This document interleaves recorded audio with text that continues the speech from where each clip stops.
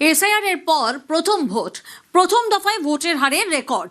রাত 9টা পর্যন্ত ভোট পড়েছে 92.45%।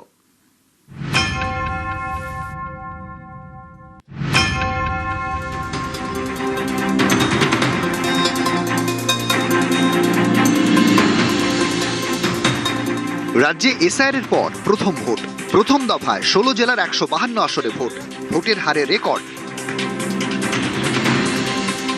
বৃহস্পতিবার ভোট শুরু হতেই অনেক জায়গায় লম্বা লাইন।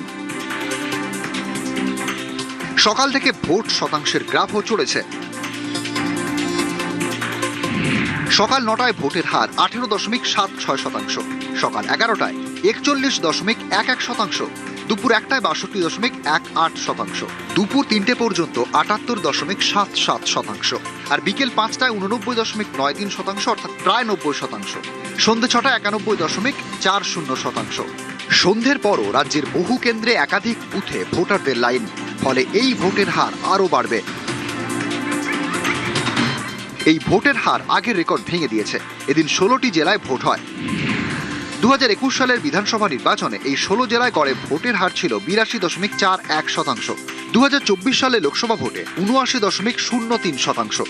এবার সন্ধ্যে 6টা পর্যন্ত 91.40%। ভোট শেষে এক বার্তায় মুখ্য নির্বাচন কমিশনার জ্ঞানেশ কুমার জানিয়েছেন, পশ্চিমবঙ্গ তামিলনাড়ুতে স্বাধীনতা পরবর্তী নির্বাচনে সর্বোচ্চ ভোট পড়েছে। জাতীয় নির্বাচন কমিশন দুই রাজ্যের ভোটারদের স্যালুট করছে। অনেকেই মনে করছেন এরকম ভাবে ভোটের হার বেড়ে যাওয়ার মূল কারণ এসআইআর। ধরুন এসআইআর হওয়ার আগে কোনো বুথে 100 জন ভোটার ছিলেন, তার মধ্যে ভোট দিতেন 70 জন, অর্থাৎ ভোটের হার 70%। এবার ধরুন এসআইআর এ ওই বুথে 20 জনের নাম বাদ গিয়েছে, ফলে এখন মোট ভোটার 80। আগের বারের মতো এবারও 70 জনই ভোট দিলে ভোটের হার 87.50%, অর্থাৎ একই সংখ্যক ভোটার ভোট দিলেন, কিন্তু এসআইআর এর কারণে ভোটের হার অনেকটাই বেড়ে গেল। অনেকের মতে এর বাইরেও কারণ রয়েছে, তার পিছনেও এসআইআর। অনেকের মনেই আতঙ্ক, এসআইআর এর পরে এবার ভোট না দিলে নাম বাদ হয়ে যাবে। হ্যাঁ, ভয়ের জন্য যে এসআরআই চলছে, ধরুন যাতে আমাদের বাচ্চাদের কোনো ভোটার লিস্ট না হয়, তার ভবিষ্যতের জন্য আমরা ভোটটা দেওয়ার জন্য বাড়ি যাচ্ছি।